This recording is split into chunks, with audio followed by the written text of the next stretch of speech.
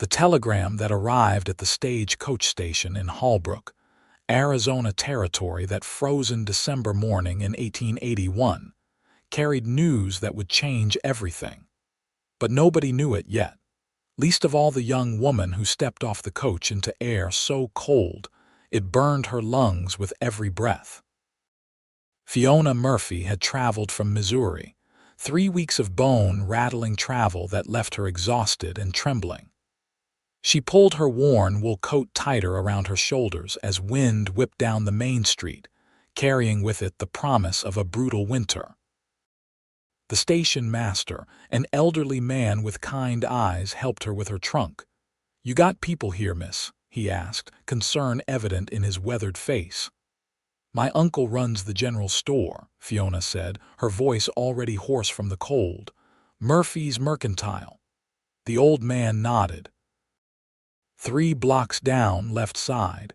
You want me to fetch him for you? I can manage," Fiona said, though her legs felt unsteady beneath her skirts. She had been traveling for so long that solid ground still felt strange. "Thank you kindly." She arranged for her trunk to be delivered and set off down the street, fighting against wind that seemed determined to push her back. Holbrook was smaller than she had expected. A handful of buildings clustered along a dusty main street that was now frozen hard as stone. The buildings looked weathered and worn, built to withstand the harsh desert climate, though nothing seemed built for this kind of cold.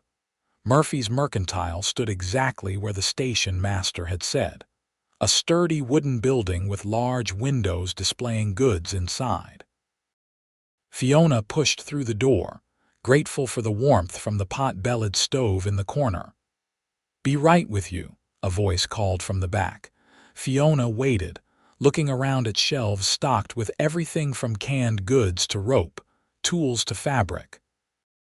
This was to be her new life, helping her uncle run his store after her parents had died of influenza back in Missouri.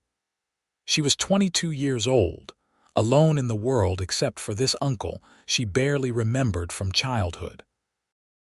When Patrick Murphy emerged from the storage room, his eyes widened in surprise. "Fiona, good Lord, child, you were not supposed to arrive until next week." "The schedule changed," Fiona said, and then a coughing fit overtook her.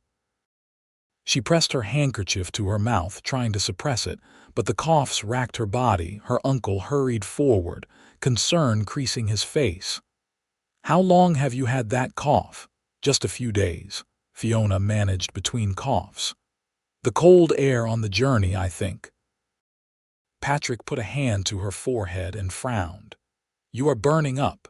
Come, I have rooms above the store. You need to get warm and rest." He led her up a narrow staircase to modest but clean living quarters above the Mercantile. Fiona barely registered her surroundings before her uncle settled her into a small bedroom with a quilt-covered bed. "I will fetch Dr. Henderson," Patrick said. "I am fine," Fiona protested weakly. "Just tired from the journey." But Patrick was already heading for the stairs. Fiona lay back on the bed, shivering despite the blankets. The room spun slightly, and she closed her eyes, telling herself she just needed rest. Dr. Henderson arrived an hour later, a no-nonsense man in his 50s who examined Fiona with efficient hands and a worried expression. After listening to her chest and checking her fever, he spoke quietly with Patrick in the hallway. Fiona could hear fragments of their conversation through the thin walls. "Pneumonia, I am certain. This cold spell needs constant care. Very serious." Fiona wanted to protest that she was not that ill, but another coughing fit seized her, and she tasted blood. Fear flickered through her exhaustion. She had seen what pneumonia did. She had watched it take her mother. The next days passed in a blur of fever and chills. Patrick did his best to care for her while running the store, bringing her broth and medicine, but Fiona could see the strain on him. He was a bachelor, unused to nursing anyone, and the store demanded his attention. She tried to tell him she would be fine, but speaking brought on coughing fits that left her gasping. The cold deepened. Snow fell, rare for Arizona territory but not unheard of in the high desert. Through her small window, Fiona watched the world turn white, beautiful and deadly. One afternoon, she woke to hear voices downstairs in the store. Her uncle was speaking with someone, a man whose voice was deep and calm. "I heard you were looking for help," the stranger said, "with the store and your niece being sick." "News travels fast in a small town," Patrick replied. "I could use an extra pair of hands, that is true. The winter has been hard on business, everyone's stocking up, and I cannot leave Fiona alone for long. I worked in a mercantile in Texas before I came here," the man said, "and I know something about caring for the sick. Lost my mother to fever when I was 18. Spent weeks nursing her." "I cannot pay much," Patrick admitted. "Room and board will do. I have been staying at the boarding house, but Mrs. Patterson's cooking is liable to kill a man faster than any illness." Patrick laughed, a sound Fiona had not heard from him in days. "I have a spare room, and Lord knows I could use the help. When can you start?" "Right now, if you need me." Fiona drifted back to sleep before she heard any more. When she woke again, evening had fallen and someone was in her room, adding wood to the small stove that heated it. She opened her eyes to see a man silhouetted against the stove's glow, tall and broad-shouldered. "Sorry to disturb you, miss," he said quietly, turning. "Your uncle asked me to keep the fire going." Even in her fevered state, Fiona could make out strong features and kind eyes. The man had dark hair and a weathered face that suggested years working outdoors. He wore a simple shirt and vest, practical working clothes. "Who are you?" Fiona managed to whisper. "Name is Isaac Garrett," he said. "Your uncle hired me to help with the store, and to help look after you if that is all right." "I do not need looking after," Fiona said, but the words dissolved into coughing. Isaac moved quickly, helping her sit up, supporting her until the coughing passed. His hands were gentle but strong, and he seemed to know exactly how to help. When the fit subsided, he held a cup of water to her lips. "Small sips," he instructed. "Too much will start you coughing again." Fiona obeyed, too weak to argue. The water soothed her raw throat. When she was done, Isaac eased her back onto the pillows. "You rest now," he said. "I will be right downstairs if you need anything." He left before Fiona could respond. She lay in the darkness, listening to the sound of footsteps on the floorboards below, the murmur of voices as Isaac and Patrick closed up the store for the night. Something about Isaac Garrett's presence made her feel safer, though she could not explain why. The fever worsened over the next 2 days. Fiona lost track of time, drifting in and out of consciousness. She was dimly aware of Isaac's presence, his hands cool on her forehead, his voice calm as he coaxed her to drink water or broth. Patrick came and went, but it was Isaac who stayed, who sat in the chair by her bed through the long nights. On the 3rd night, Fiona's fever broke in a drenching sweat. She woke feeling weak as a newborn kitten but more clear-headed than she had been in days. The room was dark except for the glow from the stove. Isaac sat in the chair beside her bed, his head tilted back, dozing. Fiona watched him in the dim light, this stranger who had taken on the burden of caring for her. His face in sleep looked younger, less weathered. She wondered what had brought him to Holbrook, what circumstances had left him looking for work and willing to take on nursing a sick woman. As if sensing her gaze, Isaac's eyes opened. For a moment, they looked at each other in silence. "Your fever broke," Isaac said finally, sitting forward. "How do you feel?" "Weak," Fiona admitted, "but better, clearer." Isaac smiled and it transformed his face. "That is good. You had us worried there for a while. Dr. Henderson said the next few days would tell the tale." "You have been caring for me," Fiona said, It was not a question. "Your uncle and I both, but he needs to mind the store, so I have been sitting with you mostly." Isaac stood and poured fresh water from a pitcher. "Think you could manage some broth? You need to get your strength back." "I could try." Isaac left and returned a few minutes later with a bowl of chicken broth. He helped Fiona sit up, propping pillows behind her, then sat on the edge of the bed to help her eat. Fiona's hands shook too much to hold the spoon herself. "I am sorry to be such a burden," she said between sips. "You are not a burden," Isaac said firmly. "You are sick. That is not the same thing. You do not even know me." "No," Isaac agreed. "But that does not matter. You needed help. I was here to give it." Fiona studied his face in the lamplight. Why would you take on caring for a stranger?" Isaac was quiet for a moment, focusing on the broth. "Like I told your uncle, I nursed my mother through her last illness. I know what it takes, and I know what it is like to be alone and sick with no one to care." He met her eyes. "No one should have to go through that alone." There was something in his voice, a depth of feeling that spoke of hard experience. Fiona wanted to ask more, but exhaustion was pulling at her again. "I am tired," she whispered. "Sleep," Isaac said, setting aside the bowl. "I will be right here." Fiona's eyes drifted closed. Just before sleep claimed her, she felt Isaac adjust her blankets, gentle and careful.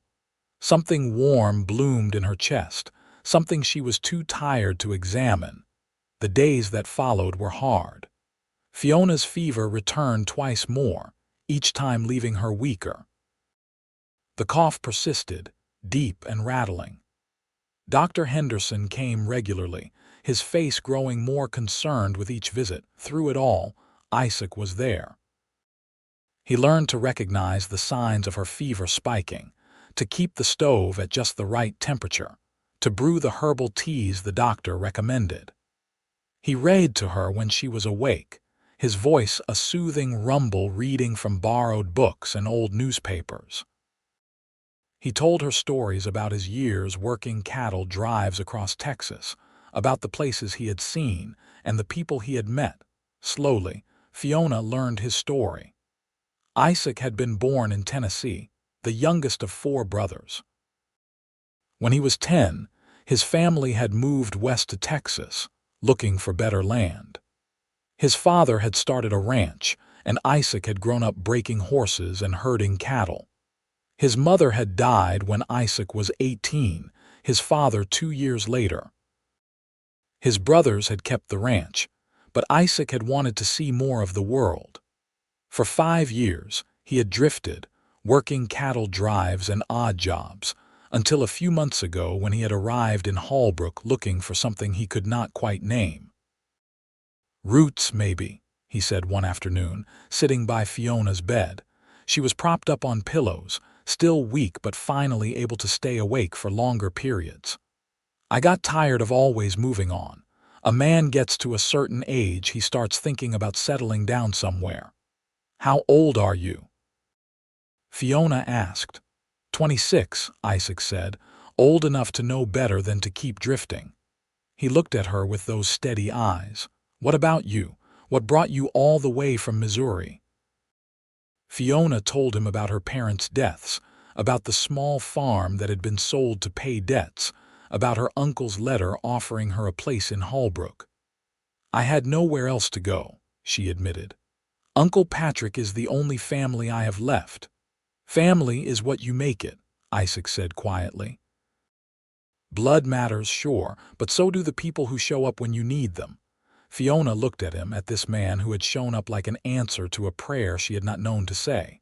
"Thank you," she said softly, "for showing up." Isaac's smile was gentle. "I am glad I did." Christmas came while Fiona was still confined to bed. Patrick closed the store for the day and brought up a small feast. Isaac had gotten a scrawny chicken from somewhere and roasted it to perfection. They ate together in Fiona's room, the 3 of them crowded around the small table, and for the first time since her parents died, Fiona felt like she was part of a family again. "To new beginnings," Patrick toasted, raising a glass of wine. "To health and healing," Isaac added, his eyes on Fiona. "To kindness," Fiona said, her voice still weak but sincere. "And to the people who show it." After Patrick went to bed, Isaac stayed in Fiona's room as he had every night. They talked quietly about Christmases past, about memories and hopes.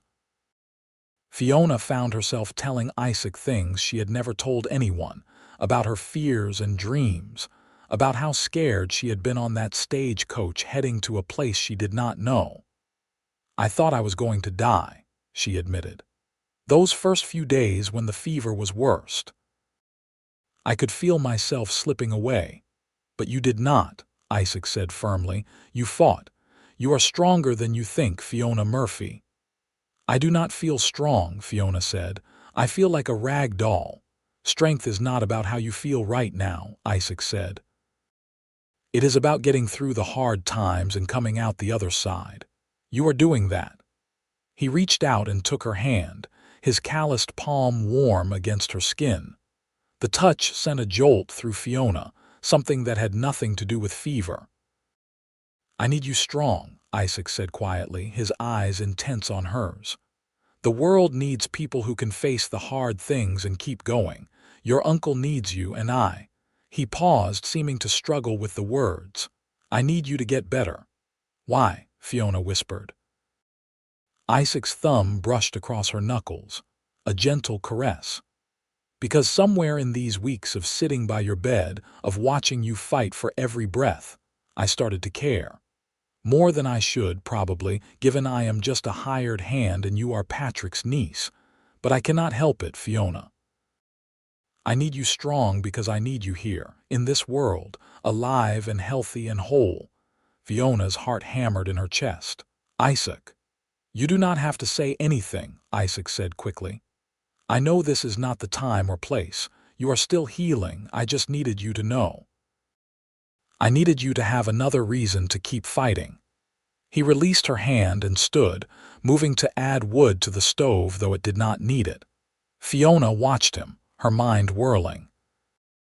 She had been so focused on surviving, on getting through each day, that she had not let herself think about the feelings growing in her chest every time Isaac walked into the room. But now, with his confession hanging in the air, she could not ignore them anymore. "Isaac," she said, and he turned. "I care too. I do not know when it started, but I do." The smile that broke across Isaac's face was like sunrise. He came back to her bedside and knelt so they were eye level. "Then get strong," he said. "Please, Fiona, get strong so we can see what this could be." "I will," Fiona promised. "I will try." Isaac took her hand again and pressed a gentle kiss to her knuckles. "That is all I ask." The new year of 1882 arrived with more snow. Holbrook was buried under white drifts, the street impassable for days. The cold was brutal, but inside the mercantile, warmth and hope grew. Fiona's recovery was slow. The pneumonia had weakened her badly, and Dr. Henderson warned it would be weeks, maybe months, before she was fully herself again. But each day brought small improvements. She could sit up longer. Her coughing fits grew less frequent. Her appetite returned, and with it, some of the weight she had lost. Isaac helped her take her first tentative steps around the room, his strong arm supporting her when her legs shook. Patrick watched with approval, remarking that Isaac had the patience of a saint. "Not a saint," Isaac said, guiding Fiona back to bed after a circuit of the room left her breathless. "Just a man who sees something worth waiting for." As Fiona grew stronger, she learned more about the man who had saved her life. Isaac was kind but not soft. He had a steel core, a strength born of hard living and hard choices. He was handy with tools, fixing things around the store that had been broken for months. He was good with people, charming customers with his easy manner and honest dealings. Patrick had initially hired him for a few weeks, but by January he had made the arrangement permanent. "Best decision I ever made," Patrick told Fiona one evening. That man is worth 3 regular workers, and he brought you back from death's door. I will never be able to repay that." Fiona watched Isaac through her open door, seeing him stack heavy sacks of flour like they weighed nothing. He caught her looking and winked, making her flush and look away. By mid-January, Fiona was finally strong enough to come downstairs. Isaac helped her navigate the steps, patient when she had to pause halfway to catch her breath. When she finally reached the store proper, she looked around with new eyes. "This will be my home now," she said wonderingly. "My life." "Is that all right?" Isaac asked. "I know it is not what you planned, getting sick right when you arrived." "Nothing in my life has gone as planned," Fiona said, "but this feels right. Like this is where I am supposed to be." She looked up at Isaac, at his steady eyes and gentle smile. "Like you are where I am supposed to be." Isaac's hand found hers. "I feel the same." Patrick tactfully found reasons to be in the storeroom, giving them privacy. Isaac led Fiona to the chair behind the counter, the one Patrick usually sat in, and settled her there carefully. "Fiona," he said, crouching so they were eye level again. "I know it is early for this conversation. You are still getting well, and I am just a cowboy with not much to my name, but I need to say it anyway. These weeks caring for you, getting to know you, they have meant everything to me. You have become the most important person in my world." Fiona's heart swelled. "You are important to me too, Isaac, more than I can say." "Then when you are fully well," Isaac said, "and only when you are ready, I would like to court you properly. Take you to dinner at the hotel, maybe go for rides when the weather warms up. I want to do this right." "I would like that," Fiona said, smiling. "Very much." Isaac stood and pressed a kiss to her forehead, chaste and sweet. "Then it is settled, but first we get you all the way well." The next weeks were a strange, sweet time. Fiona grew stronger each day, able to spend more time in the store, eventually helping with light tasks like organizing shelves and handling sales when Patrick and Isaac were busy. The regular customers welcomed her warmly, glad to see Patrick's niece recovering. Isaac was careful to be proper, mindful of propriety and Fiona's reputation. But there were small moments of connection that spoke louder than words. His hand at the small of her back when he helped her down the stairs. The way his eyes sought hers across the crowded store. The private smiles they shared when Patrick said something amusing. In the evenings after the store closed, the 3 of them would have dinner together.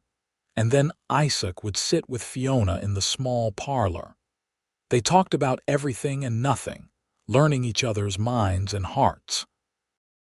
Isaac told her about his dreams of maybe having his own ranch someday, a small spread where he could raise horses. Fiona told him about her love of reading, of stories that took her far beyond her small world. "Maybe someday we could have both," Isaac said one evening. A ranch with a library full of books. The "we" in that sentence made Fiona's pulse quicken. "I would like that." February brought a thaw. The snow melted and Holbrook returned to its normal dusty self. Fiona was finally strong enough for Isaac to take her on their first official outing. He borrowed a buggy and drove her out of town to a spot where red rocks rose dramatic against the blue sky. "It is beautiful," Fiona breathed, looking at the sweeping vista. "Not as beautiful as you," Isaac said, and Fiona laughed. "That is a terrible line." "I know," Isaac admitted with a grin. "But it is true." They spread a blanket and had a picnic lunch Fiona had packed. The sun was warm on their faces, the air clear and clean. Fiona felt truly healthy for the first time since she had arrived in Arizona territory. "I almost died," she said suddenly, looking out at the vast landscape. "If you had not been there, I think I would have." "But you did not," Isaac said firmly. He took her hand. "You lived, Fiona, and now you get to do something with that life." "What do you think I should do with it?" Fiona asked, looking at him. "Whatever makes you happy," Isaac said. That is all any of us can hope for, a life that brings joy. You make me happy, Fiona said softly. Isaac's eyes went dark and warm. Fiona, I have been trying to be patient to give you time to heal, but I need you to know that I have fallen in love with you, completely and utterly. I love your strength and your courage. I love your kindness and your laugh. I love everything about you. Fiona's breath caught. I love you too, Isaac. I think I started falling for you while I was still half delirious with fever. Your voice was my anchor, the thing that kept me tethered to life. Isaac cupped her face in his hands, his touch reverent. Can I kiss you, please? Fiona whispered. The kiss was gentle and sweet, full of promise. When they pulled apart, both were smiling. Marry me, Isaac said. I know it is fast. I know I should wait longer, court you properly for months. But life is short, Fiona. We both know that. I do not want to waste time. I want to spend every day I have left on this earth with you. Fiona laughed, giddy with joy. Yes, yes, of course I will marry you. Isaac whooped and swept her up in his arms, spinning her around until they were both dizzy and laughing. When he set her down, he kissed her again, deeper this time, and Fiona felt her whole world shift and settle into place.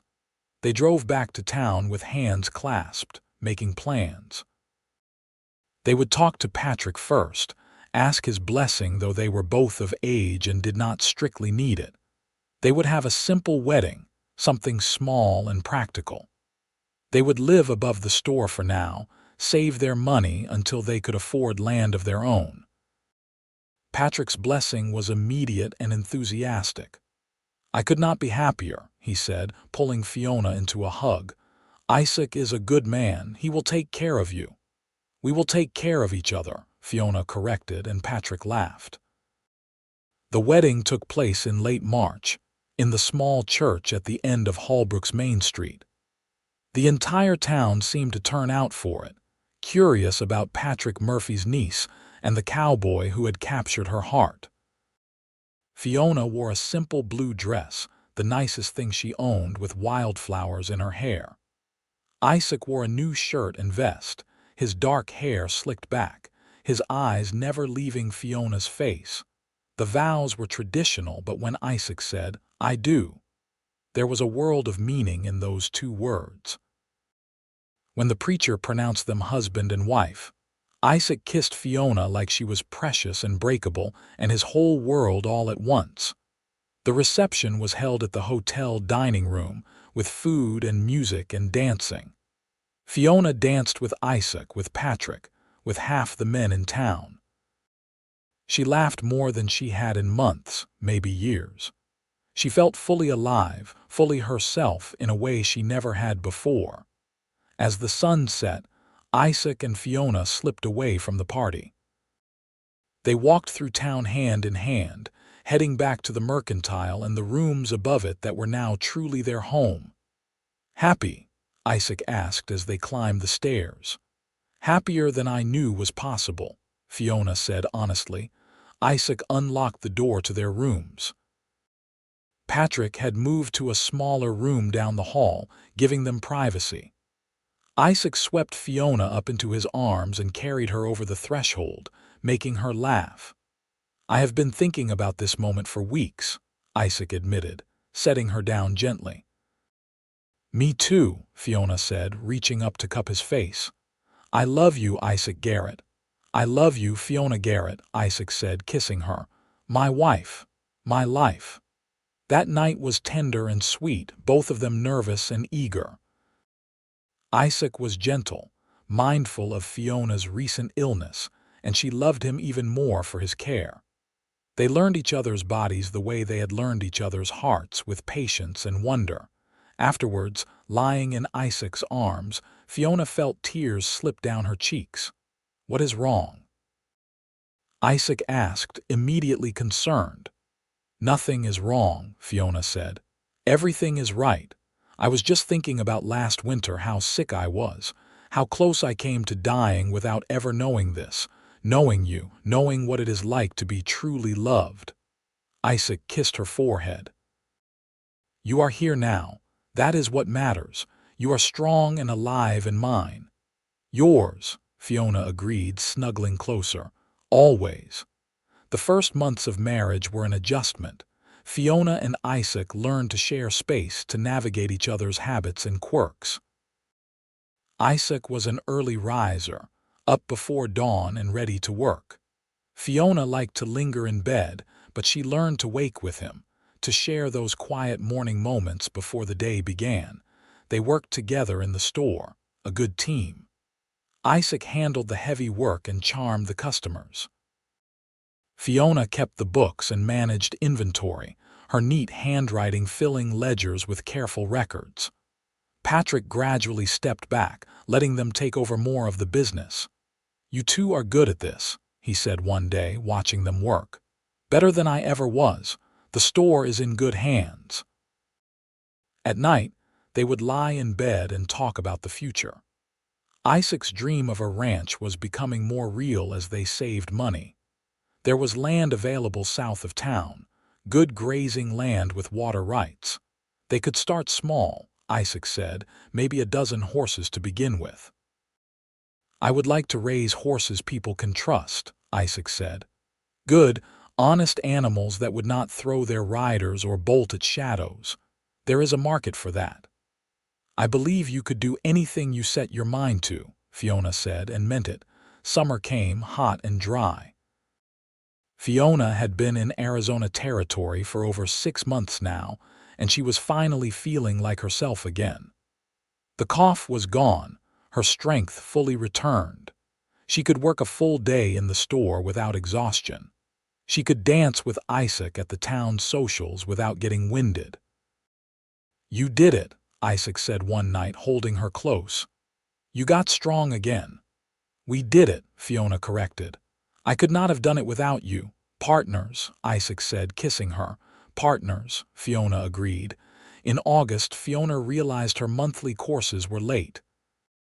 At first, she thought it was the heat or stress or any number of things. But when a second month passed, she knew. She was carrying Isaac's child. She waited to tell him until she was certain, until Dr. Henderson confirmed what she already knew. Then one evening after the store closed, she took Isaac's hand and led him upstairs. "I have something to tell you," she said, suddenly nervous. They had talked about children, of course, but in abstract terms, someday plans. "What is it?" Isaac asked, seeing her expression. "I am with child," Fiona said. "The baby should come in the spring."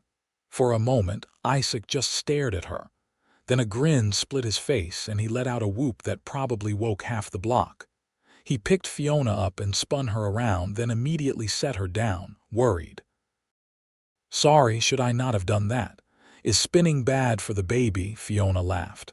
"I am pregnant, not made of glass, but I appreciate your concern." Isaac dropped to his knees and pressed his ear to her still flat stomach. "Hello in there, little one. This is your father."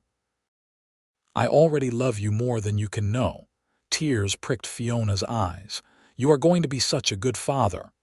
"I am going to try," Isaac said, standing and pulling her into his arms. "God, Fiona, a baby, our baby." Patrick was delighted at the news. "A great nephew or niece," he said, shaking his head in wonder. "My sister would have been so happy. She always wanted grandchildren." As Fiona's belly grew through the fall and winter, Isaac became even more protective. He would not let her lift anything heavy. He insisted she sit down frequently. He worried constantly about her health, about the memories of the previous winter when she had been so sick. "I am fine," Fiona said for the 100th time one December evening. "This is nothing like last year." "Last year you nearly died," Isaac said bluntly. "Forgive me if I am a bit cautious." Fiona took his hand and placed it on her swollen belly. As if on cue, the baby kicked a strong thump against Isaac's palm. His face softened in wonder. "The baby is strong," Fiona said gently, "and I am strong. We are both going to be fine." Isaac kissed her, soft and sweet. "I need you strong," he said quietly. "Both of you. I cannot lose you, Fiona. You are everything." "You will not lose me," Fiona promised. "I fought my way back from death's door last winter. I am not going anywhere now." The winter of 1882 was mild compared to the previous year, with little snow and temperatures that rarely dropped below freezing. Fiona was grateful for the easier weather as her pregnancy progressed. By March, she was huge and uncomfortable, waddling more than walking, but healthy and strong. Isaac had purchased the land south of town, and on weekends, he worked on building a small house. It was rough but solid, with a good roof and a stone fireplace. There was a small barn for horses and a corral Isaac had built with his own hands. "It is not much yet," Isaac said, showing Fiona the property one warm March afternoon. "But it is ours, and I will keep building, keep improving it." "It is perfect," Fiona said, imagining their life here. Their child running through the yard, horses grazing in the pasture. A library of books lining the walls of the little house. Labor began on a warm April morning. Fiona woke to cramping pains and knew immediately what was happening. She shook Isaac awake. "It is time," she said. Isaac went pale. "Time, now, but the baby is not due for another week." "Babies come when they are ready," Fiona said, managing a smile despite the pain. "Go get Dr. Henderson and Mrs. Williams." Mrs. Williams was the midwife, a practical woman who had delivered half the babies in Holbrook. Isaac ran for her like his life depended on it. By the time he returned with both the doctor and the midwife, Fiona's contractions were regular and strong. "You need to wait downstairs," Mrs. Williams told Isaac firmly. "This is women's work." "But I need to be with her," Isaac protested. "You will just be in the way," the midwife said, not unkindly. "Go on now, we will call you when it is over." Isaac looked at Fiona, his face anguished. She managed a smile. "I will be fine. I am strong, remember, the strongest," Isaac agreed. He kissed her forehead. "I love you." "I love you too. Now go." Labor was long and hard. Fiona had known it would be, had heard enough stories from other women to be prepared. But knowing and experiencing were two different things. The pain was intense, waves that crashed over her again and again. She gripped Mrs. Williams's hand and tried to remember to breathe. Downstairs, Isaac paced like a caged animal. Patrick tried to distract him with conversation, with food, with whiskey, but nothing worked. Every cry from upstairs sent Isaac lunging for the stairs, only to be blocked by Patrick. "Let them work," Patrick said. "Fiona is strong. She will be fine." But Isaac remembered Fiona's fevered face from 2 winters ago, remembered how close he had come to losing her. That fear sat heavy in his chest as the hours dragged on. Finally, as the sun was setting, a new sound filled the building. A baby's cry, strong and indignant. Isaac froze, his heart pounding. Mrs. Williams appeared at the top of the stairs, smiling. "Congratulations, Mr. Garrett, you have a son. A big, healthy boy." Isaac took the stairs 3 at a time. He burst into the bedroom to find Fiona propped up on pillows, exhausted but smiling, holding a bundle wrapped in blankets. Dr. Henderson was packing up his bag, looking satisfied. "Isaac," Fiona said softly, "come meet your son." Isaac approached the bed like he was in a dream. Fiona pulled back the blanket to reveal a red, wrinkled little face with a shock of dark hair. The baby's eyes were closed, his tiny fists waving. "He is perfect," Isaac breathed. "Fiona, he is perfect. He has your hair," Fiona said. "And I think your nose. Can I hold him?" Isaac asked. Fiona carefully transferred the baby to Isaac's arms, showing him how to support the head. Isaac looked down at his son with an expression of absolute wonder. "Hello, little man," he said softly. "I am your father. I am going to do everything I can to give you a good life." The baby yawned, revealing a pink mouth, and Isaac laughed, a sound of pure joy. "What should we name him?" Fiona asked.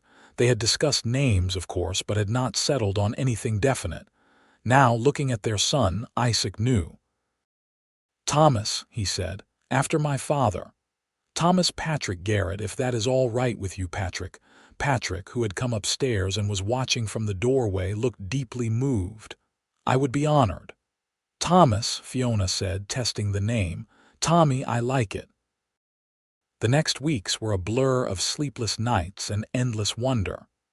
Tommy was a good baby, healthy and strong, with lungs that could wake the dead when he was hungry. Fiona took to motherhood with the same determination she brought to everything else. Isaac was a devoted father, walking the floors with Tommy when he fussed, changing nappies without complaint, singing lullabies in his deep voice. "You are a natural," Fiona said one night, watching Isaac rock their son. "I just love him so much already," Isaac said. "I did not know I could love like this. I thought what I felt for you was the fullest my heart could be, but then he came along and somehow there was more room." "Love expands," Fiona said. "It does not divide." By summer they had moved into the little house on their land. It was rough living compared to the rooms above the mercantile, but it was theirs. Patrick kept running the store, now with hired help, and Fiona and Isaac built their ranch. Isaac started with 6 horses, young stock he could train. He had a gift for it, a patience and understanding that the horses responded to. By the end of the first year, he had sold 3 horses for good prices and bought 6 more. Fiona kept house, cared for Tommy, and managed their accounts. In the evenings, after Tommy was asleep, she would sit on the porch with Isaac and watch the sun set over their land. "Happy?" Isaac would ask, the question that had become a ritual. "Always," Fiona would answer. "You, more than I have words for," Isaac would say, taking her hand. Tommy grew into a sturdy, curious toddler with his father's dark hair and his mother's blue eyes. He followed Isaac everywhere, tottering after him on chubby legs, babbling an approximation of Papa that made Isaac's heart melt every time. 2 years after Tommy's birth, Fiona told Isaac she was expecting again. This time, Isaac was less panicked and more prepared. When labor started, he stayed calm, fetching the midwife and doctor without dramatics, though his hand shook slightly as he gripped Fiona's before heading downstairs. Their daughter was born on a cool October morning, smaller than Tommy had been but just as healthy. She had Fiona's red-gold hair and Isaac's dark eyes, a striking combination. "What should we call her?" Isaac asked, cradling his daughter with the ease of an experienced father. "Rose," Fiona said. "For new beginnings." "Rose Garrett," Isaac said, smiling. "It is perfect."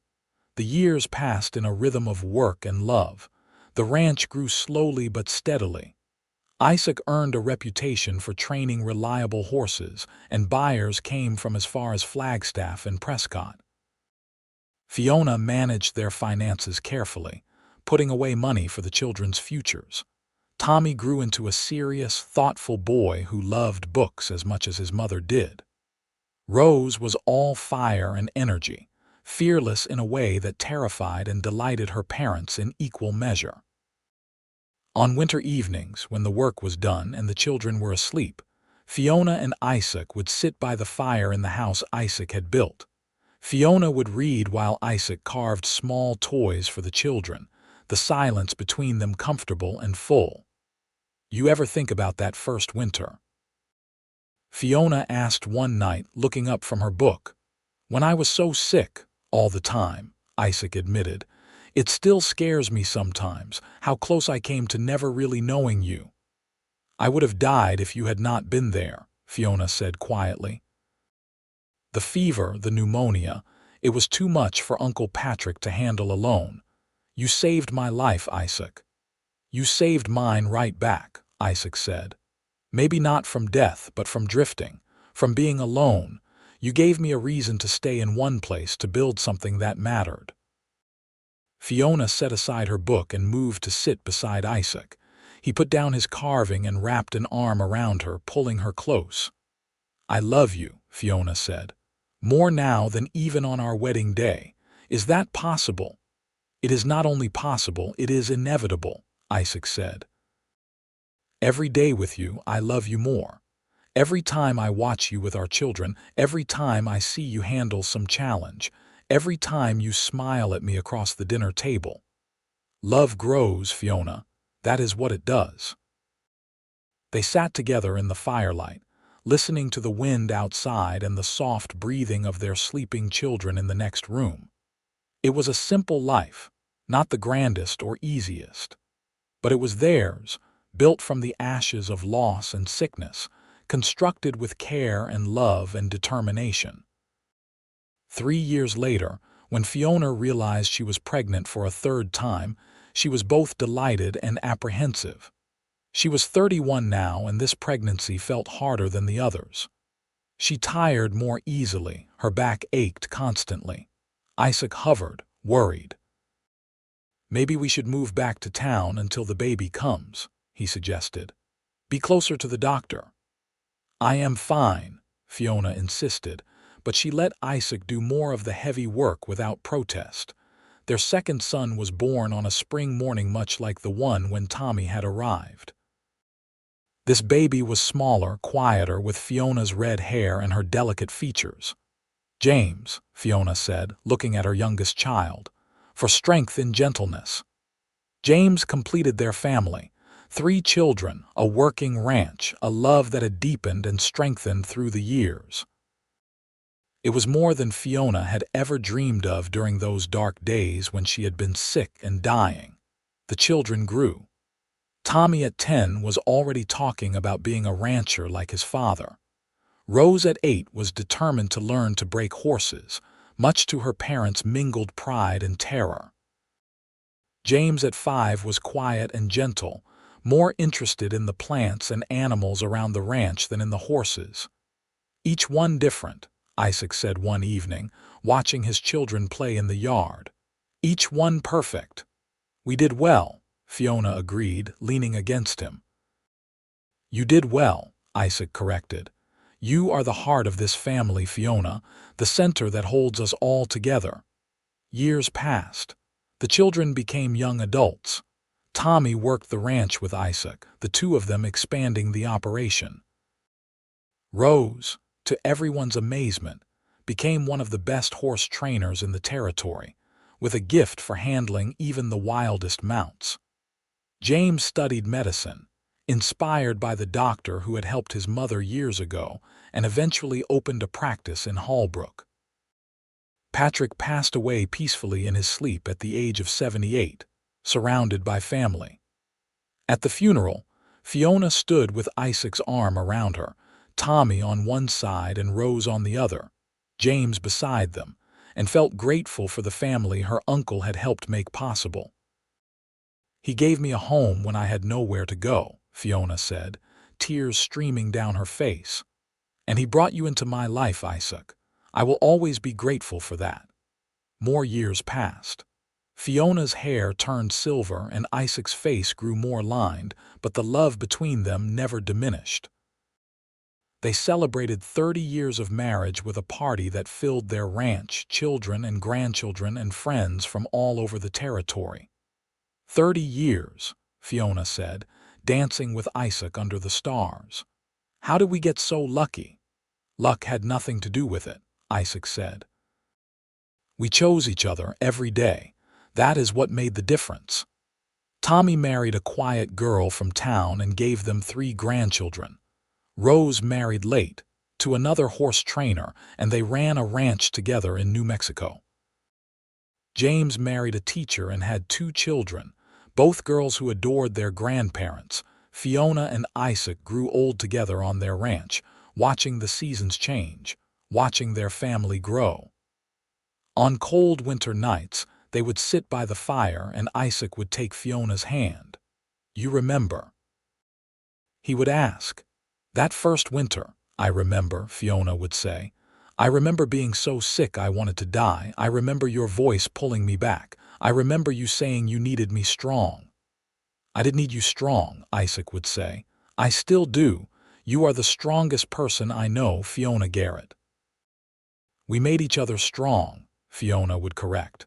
"That is the secret. Love makes us stronger than we could ever be alone." On a spring morning when Fiona was 68 and Isaac 72, they sat on their porch watching the sunrise. The ranch had been turned over to Tommy years ago, but Fiona and Isaac still lived in the little house Isaac had built, now expanded and improved but still fundamentally the same. "It has been a good life," Fiona said, her hand in Isaac's. "The best," Isaac agreed. "I would not change a single moment. Not even that first winter, all that worry and fear." Isaac was quiet for a moment, considering. "Not even that," he said finally, "because it brought us here. It showed me what you were made of. It let me show you that I would be there for you no matter what. That winter was hard, but it laid the foundation for everything that came after." Fiona leaned her head on Isaac's shoulder.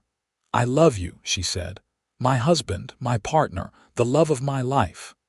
"I love you too," Isaac said. "My Fiona, my heart, my everything."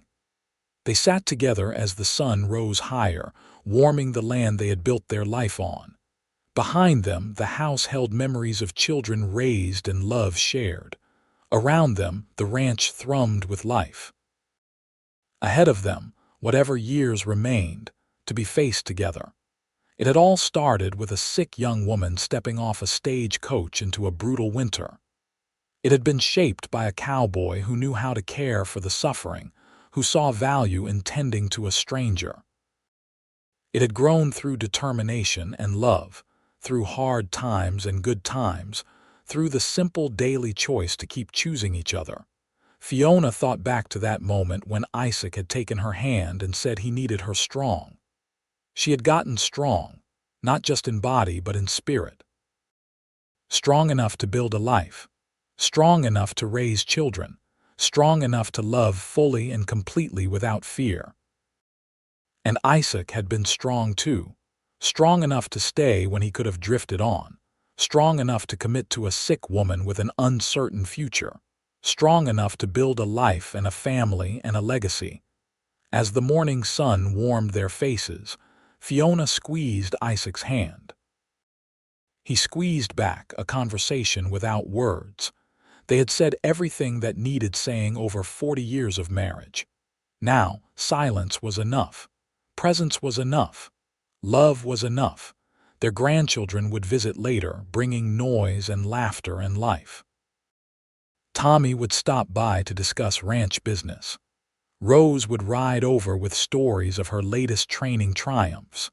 James would come with his wife and daughters, filling the house with joy. But for now, it was just Fiona and Isaac, sitting together as they had done for decades, watching the day begin, grateful for every moment they had been given, every choice they had made, every challenge they had overcome. The winter had made her sick and weak. So long ago it seemed like another lifetime. The cowboy had nursed her back to health and told her he needed her strong. And she had become strong, and he had stayed by her side, and together they had built something beautiful and lasting. It was a simple story in the end. A love story set against the hard beauty of the Arizona territory. A story of sickness and healing, of weakness and strength, of two people who found each other at the right moment and chose to hold on. As the sun climbed higher in the sky, Fiona thought about the young woman she had been, frightened and alone, coughing her lungs out in a small room above a mercantile. That woman would have been amazed to see what her life would become. Would have been grateful beyond words for the man beside her, for the family they had created, for the love that had sustained them through everything. "Thank you," Fiona said softly. "For what?" Isaac asked. "For needing me strong," Fiona said. "For giving me a reason to fight, for loving me."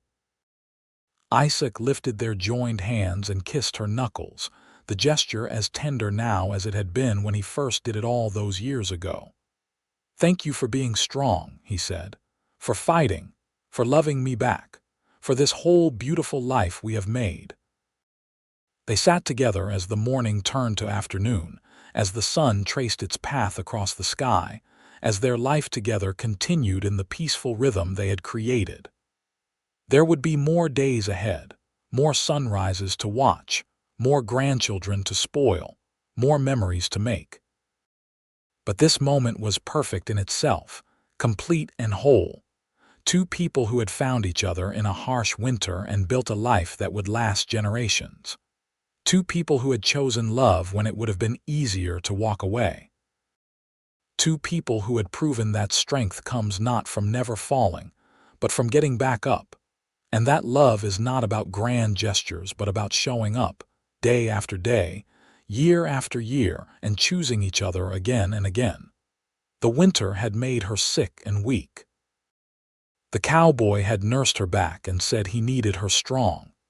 And from that beginning, from that moment of vulnerability and care, had grown a love story for the ages, a testament to the power of compassion and commitment and the choice to keep loving even when it is hard. As the afternoon sun began its descent toward evening, Fiona and Isaac remained on their porch, hands clasped, hearts full, surrounded by the evidence of the life they had built together. It was everything they had hoped for and more than they had dared to dream. It was their story, complete and beautiful and entirely their own.